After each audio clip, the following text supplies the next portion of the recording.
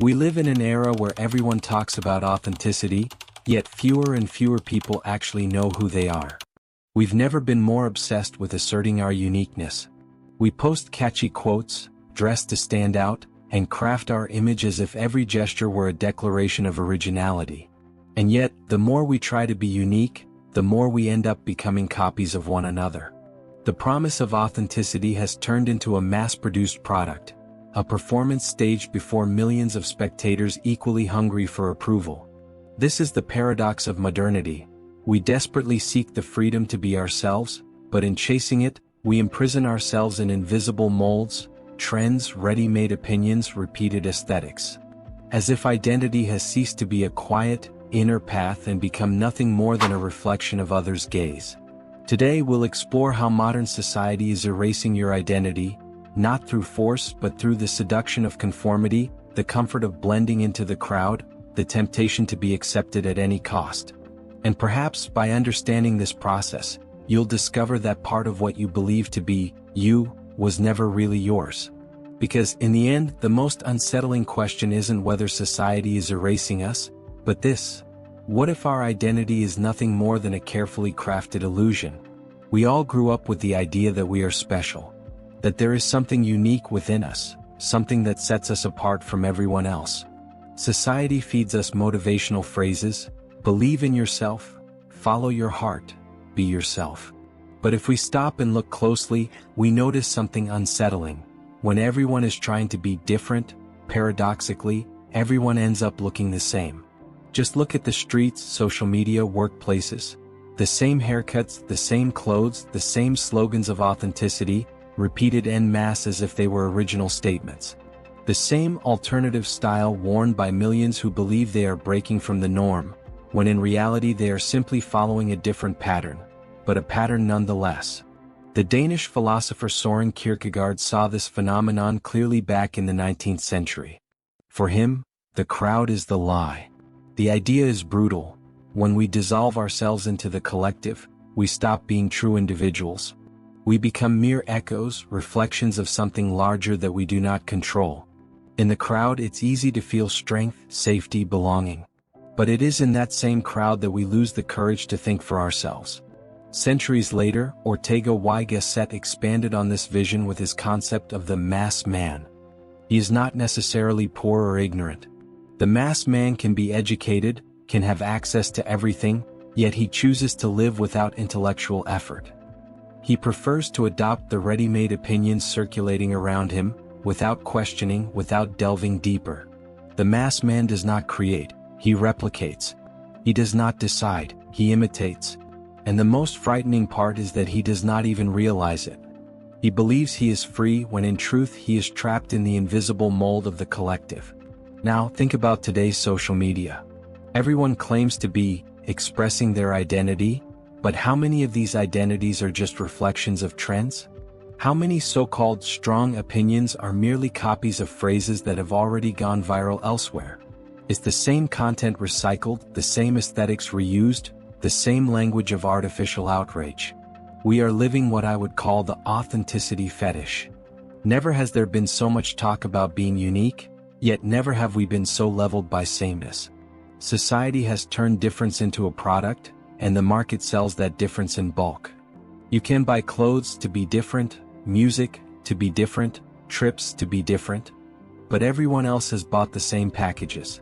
And suddenly, what was meant to be your singular expression becomes just another cog in a system that standardizes everything. And perhaps this is the cruelest part. This standardization is not imposed by force, but by seduction. We want to belong. We want to be recognized. We crave the sweet sensation of approval, even if it means sacrificing the most intimate parts of ourselves.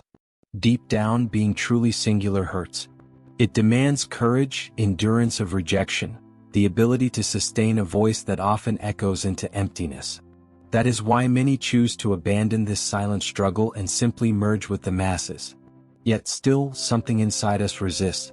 A discomfort arises when, for a brief moment, we ask ourselves, am I really who I say I am? This question is unsettling because it touches on a secret we prefer to ignore. Much of our identity is not authentic. It is constructed for us, sold to us, and accepted by us without question. Kierkegaard saw this dilemma as the heart of existence, becoming an individual in a world that constantly pushes us toward uniformity. For him, authenticity exists only when we dare to be ourselves, even if it means being misunderstood, rejected, ridiculed. But how many are willing to pay that price today? At its core, the question looming over us is simple and brutal. Could it be that our identity is nothing more than a comforting lie, carefully crafted by the very society we think we are defying? We live surrounded by display windows. Some made of glass, others made of pixels. What we call identity today is often nothing more than a carefully staged performance designed to fit within those windows. And perhaps the most unsettling part is that we can no longer tell where the role we play ends and where who we truly are begins. On social media, every gesture is planned as part of a narrative. A photo is not merely a record of a moment but a piece of communication. The framing, the filter, the caption, everything designed to convey not who you are, but who you want others to believe you are. It's as if each of us has become the marketer of our own lives, selling an edited version of the self. Zygmunt Bauman captured this phenomenon perfectly when he spoke of the liquidity of modernity. Our identities have become fluid, malleable, disposable. Today you can be one person, tomorrow another, and the day after yet another version. Nothing is fixed. The promise of this fluidity seems liberating.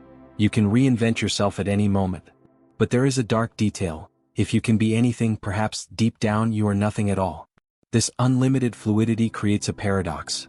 The freedom to be whoever you want becomes a prison. Because by constantly reinventing yourself to fit the gaze of others, you never build anything solid. Your identity is not the result of an inner process, but an external reflection. You don't live, you perform. And the performance is not optional. In the logic of social media, those who do not expose themselves disappear. Silence becomes suspicious. An anonymous face seems invisible. So even those who do not wish to participate in this spectacle are dragged into it. You have to be present, post, take a stand, show yourself. Not because it comes from an internal need, but because absence turns into irrelevance. The result is that authenticity becomes a kind of symbolic currency. The more convincing your performance of being yourself, the more approval you gain. Yet this approval does not validate your inner self. It validates only the mask. Think about it. When someone likes your photo, is it you who is being accepted or just the carefully edited version of you? When someone applauds an opinion you posted, is your genuine voice being recognized, or just a recycled phrase that fits the collective mood of the moment? This is why more and more people live with a vague sense of falseness. Even when they receive applause, something inside whispers, "But this isn't the real me." The gap between what we show and who we are slowly corrodes the mind, until the spectacle becomes indistinguishable from reality. The French philosopher Guy Debord called this dynamic the society of the spectacle. For him, we no longer have direct relationships with the world or with others. We live through images, symbols, and representations. Life becomes a stage and we are all actors, often without realizing it. And like any actor, we risk losing ourselves in the role. Yet here lies the trap. The spectacle is not imposed by force. It is seductive. It offers recognition, belonging, even love. It is hard to resist because being invisible in modernity is for many worse than being false. And perhaps the most unsettling question is this. When we look in the mirror, are we seeing ourselves, or just another carefully rehearsed version of the role we play for the world? If the spectacle shapes how we present ourselves, it is the psychology of conformity that explains why we so easily accept this game. After all, humans are social creatures. Our survival has always depended on the group.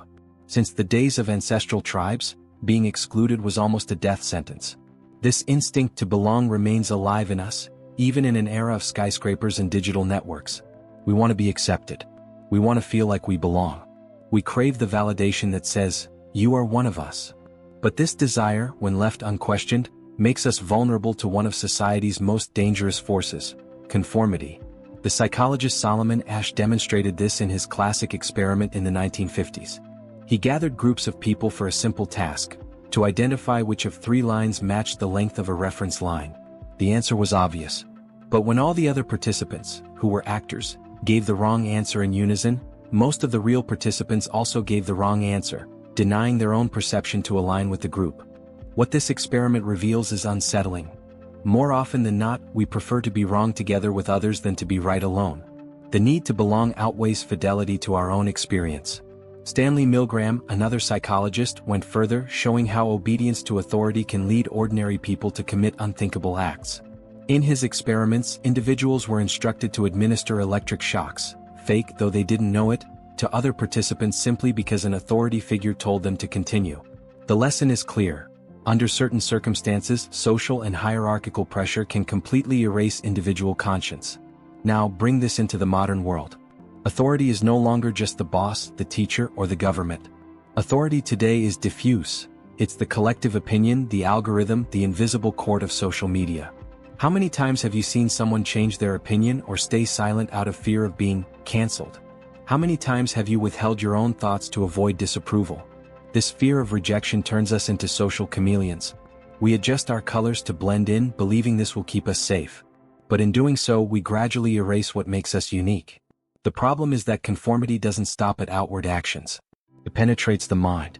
Slowly, we begin to believe the opinions we repeat just to fit in. We forget that once we thought differently. Our desires, our tastes, even our memories become shaped by what the group deems acceptable. The process is so subtle that we rarely notice. This is the power of social psychology. It shows that identity is not as solid as we imagine. It can be molded, bent, even erased. Not through violence but through the silent influence of the collective. And this is where the question becomes existential. Because if our opinions, choices, and desires are shaped by the fear of rejection, where exactly is the self? What remains authentic when every gesture is calibrated to align with the group? Perhaps the uncomfortable truth is this. Much of what we believe to be our identity is nothing more than a social construction, a reflection of our need to belong. We are more shaped by the group than we dare to admit. But if this is true, an inevitable question arises. What happens to the depth of the individual mind in an era where everyone follows the same script? Identity does not vanish solely under the external pressure of the group, but also through the internal inability to sustain depth. We live in a time when the mind is constantly hijacked. Notifications, endless feeds, visual and auditory stimuli, all designed to capture our attention, fragment it, dissolve it. The German philosopher Byung-Chul Han describes our era as a society of exhaustion, where hyperactivity, hyperconnectivity, and hyperproduction prevent us from immersing ourselves in contemplation. Free time, once the fertile ground for reflection, has been colonized by the logic of productivity and entertainment. Even silence has become uncomfortable, almost unbearable. But it is in silence that identity is formed. It is in the void of distractions that we can hear ourselves. When this space is invaded, the self has nowhere to take root. The result? A superficial, volatile identity that shifts with every trend, every meme, every hashtag that dominates the screen for a few days. Nietzsche already warned of the danger of a life without depth.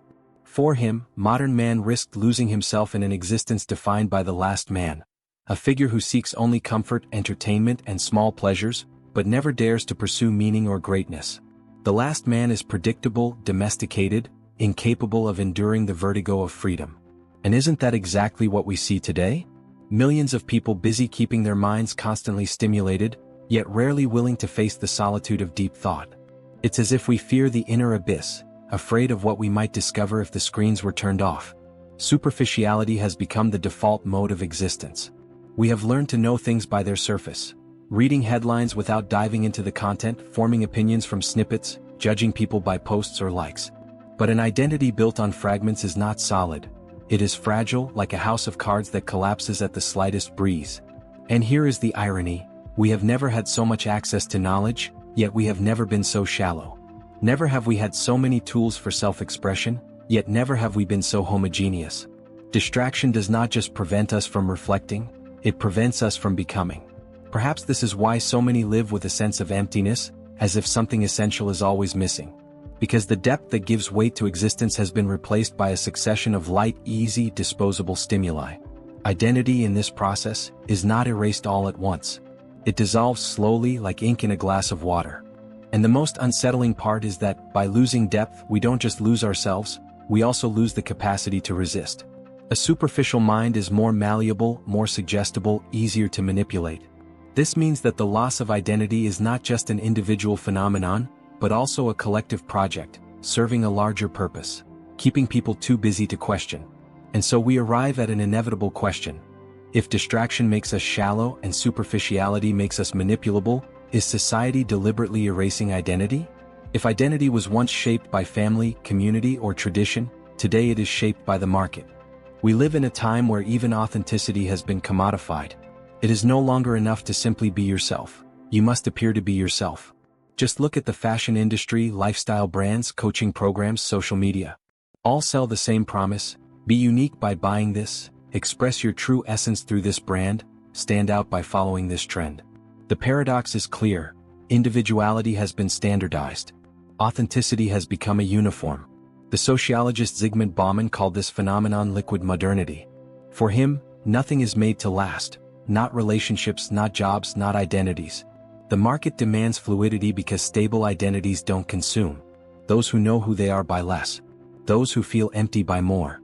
This logic is perverse. First you create the emptiness, then you sell the promise of filling it. The result is an endless cycle of consumption, where each new acquisition offers momentary relief that soon gives way to a renewed sense of lack. It's like drinking salt water: the more you drink, the thirstier you become. And here is the cruel detail: consumption is not limited to clothes, objects, or experiences. We have begun to consume even ourselves. Personal image has become a product. Social media profiles function like display windows, where every photo, every caption, every story is carefully calculated to sell a version of ourselves to the world. Nietzsche would call this the triumph of the herd, when even rebellion is anticipated, catalogued, and sold in different packages. Want to feel alternative? There's a brand for that. Want to seem spiritual? There's a ready-made package. Want to show detachment? There are even minimalist products you can buy to flaunt your simplicity. It's as if society has kidnapped the most intimate act, the act of being oneself, and turned it into a spectacle. We are performers on the stage of social media, competing for attention, recognition, and validation. And the most unsettling part is that often we don't even notice. We believe we are free, when in reality we are merely choosing between different versions of prefabricated identities. The market doesn't offer us identity, it offers us masks. Masks that can be swapped easily but that never touch the essence. And the more we grow accustomed to living behind them, the harder it becomes to recognize the face beneath. Perhaps this is why so many people feel exhausted, anxious, depressed. Because living in constant performance consumes psychic energy. Because trying to sustain a display window identity is like carrying a weight that can never be set down. And here again the question becomes urgent. If even authenticity has been turned into a commodity, is there still a space where the true self can survive? Or are we condemned to be eternal consumers of masks, mistaking the display window for the mirror? If up to this point we've seen how society shapes, dilutes, and consumes our identity, one inevitable question remains: is it possible to resist? Is there still space for the true self, amid the spectacle, conformity, and superficiality of modernity? Carl Gustav Jung offers a guiding light on this path. For him, the process of individuation, the effort to become a complete and whole being, is what allows us to distinguish the authentic self from the self conditioned by the world. It is not an easy path. It is not a comfortable path. But it is, perhaps, the only one that can return us to ourselves. Individuation requires courage. Courage to face solitude, to question one's own mind, to confront one's own shadow, that part of us we prefer to ignore, hide, or deny. As Jung said, it is in confronting the shadow that we discover who we truly are beyond the social masks. And this courage is not limited to grand moments. It manifests in the small choices of daily life. Speaking your mind even when no one agrees, refusing to repeat patterns that make no sense, seeking moments of silence in a noisy world. Every act of conscious attention is a brick in the reconstruction of identity. Nietzsche reminds us that being authentic is also an act of subversion. In the midst of the crowd, those who sustain their own voice become loners, outsiders, rebels. But it is precisely in this isolation that authenticity flourishes. It is in the courage to be unpopular that we find the freedom to be ourselves. And Viktor Frankl adds, the search for meaning is inseparable from the preservation of identity. When we find something that truly matters, a passion, a mission, a truth that resonates in our soul, we do not merely follow what society expects. We align with what makes us feel alive. Meaning is the anchor that sustains the authentic self amid the chaos of uniformity. But perhaps the most powerful metaphor is simple. Imagine a flame in the midst of strong winds. Every gust that threatens to extinguish its light represents social pressure, distraction, external expectation. If you protect this flame, if you care for it, it does more than survive. It illuminates the path. Not only for yourself but also for those who dare to look toward the light. Recovering identity is not just an individual act, it is also a subversive one. Because in a world that pressures everyone to conform, simply being yourself is an act of resistance.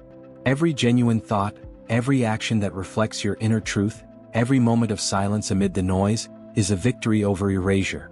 And here we arrive at the question that closes the cycle. What are you willing to lose in order not to lose yourself? Because being someone in the midst of the crowd is not only difficult, it is an act of courage that defies the very logic of contemporary society. But it is also, paradoxically, the only way to truly exist. The flame you protect, fragile as it may seem, is proof that identity still exists, that depth still exists, that freedom still exists. It is the spark that reminds us, in the end, being authentic is more than a right, it is an act of survival for the soul itself. We return to the opening question. We live in an age where everyone talks about authenticity, yet fewer and fewer people truly know who they are. What we learn is that identity cannot be bought, worn, or posted. It must be earned. It demands courage, attention, and the willingness to face the void of a world that prefers copies over individuals. And perhaps the only certainty that remains is this: being someone in the midst of the crowd is the most subversive act of our era. A silent subversion, invisible to others' eyes, yet powerful enough to illuminate your entire existence. Acqui esta tragicao adaptata para o Ingles Americano, mantendo o tom reflexivo e natural para naricao m video. If you find yourself questioning the world like I do, join me. This channel is for those who won't settle for easy answers. Subscribe and stay tuned for the next video.